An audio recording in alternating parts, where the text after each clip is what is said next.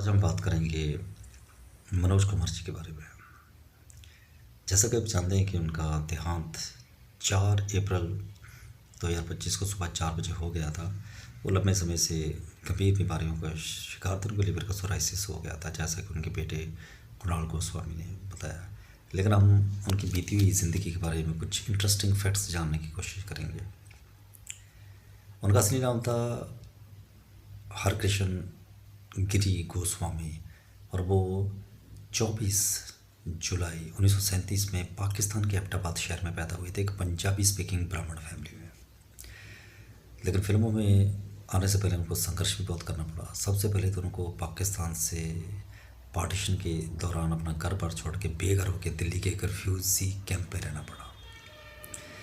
तो यहाँ उनके लिए बहुत बुरे दिन थे। जैसे तैसे करके उन्होंने कॉलेज तक अपनी पढ़ाई लिखाई पूरी की। जब वो 12-13 साल के थे तो उन्होंने दिलीप कुमार की फिल्म देखी थी शबनम, जिनमें उनका नाम था मनोज कुमार। तो तभी मनोज कुमार ने ये फैसला कर लिया था कि वो एक दिन एक्टर बनेंगे और अपना नाम मनोज कुमार रखेंगे।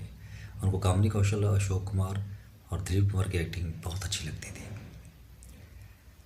लेकिन फिल्मों में आने से पहले उनको लखनऊ में स्टेशन मास्टर की नौकरी भी करनी पड़ी।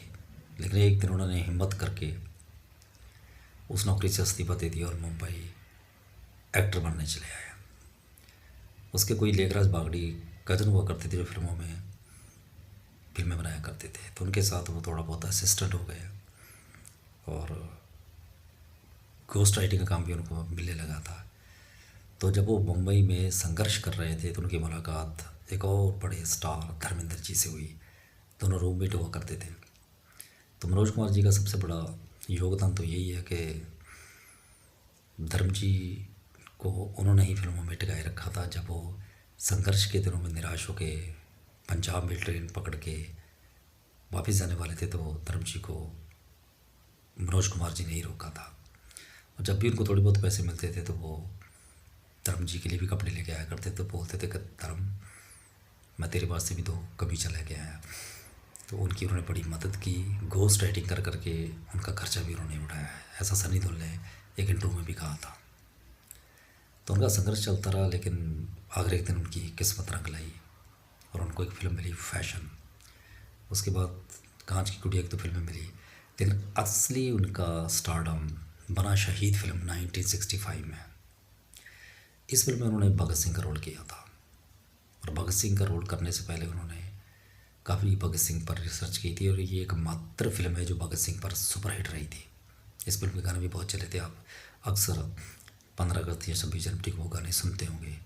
तो ये रोल करने के लिए, इस रोल को करने से पहले उन्होंने भगत सिंह की तमाम वो जगह विजिट की थी जहाँ वो रहा करते थे या विजिट किया करते थे।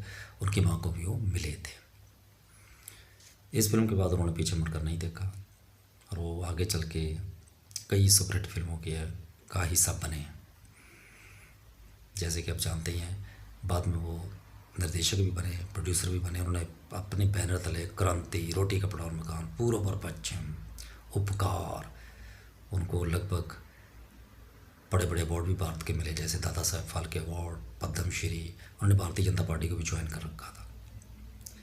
तो वो नए नए कलाकारों को चांस भी दिया करते थे। अमिताभ बच्चन को सबसे बड़ा ब्रेक उन्होंने रोटी कपड़ा और मकान में दिया था, जिसकी वजह से अमिताभ बच्चन जी की मार्केट बनी थी। अजय देवगन के पापा श्री वीरू देवगन को भी उन्होंने ही चांस दिया था रोटी कपड़ा और मकान में एज ए एक्शन डायरेक्टर।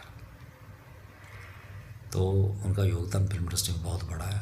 उनके नाम के साथ कितनी बड़ी बड़ी फिल्में हैं, जैसा कि आप देख ही रहे हैं, हरियाली और रास्ता, हिमालय की गोद में, गुमनाम। उनको मुकेश जी की आवाज़ बहुत पसंद थी और अक्सर जब भी वो फिल्म में काम करते थे तो ज़्यादातर वो यही चाहते थे कि उनके जो गाने हैं मुकेश जी ही गाएँ। दिलीप कुमार उनको बहुत पसंद थे, उनकी एक्टिंग के वो कायल थे। धर्म से उनकी दोस्ती मरते दम तक रही। वो जब धर्म जी की 2 पुत्रियों की शादियाँ हो रही थी तो उसमें भी वो जरूर गए थे।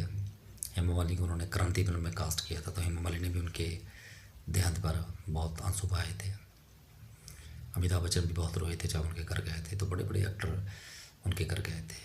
तो मनोज कुमार जी का संघर्ष भी एक ऐसा संघर्ष था जिन्होंने आगे चल के उनको इतना बड़ा स्टार और डायरेक्टर बनाया।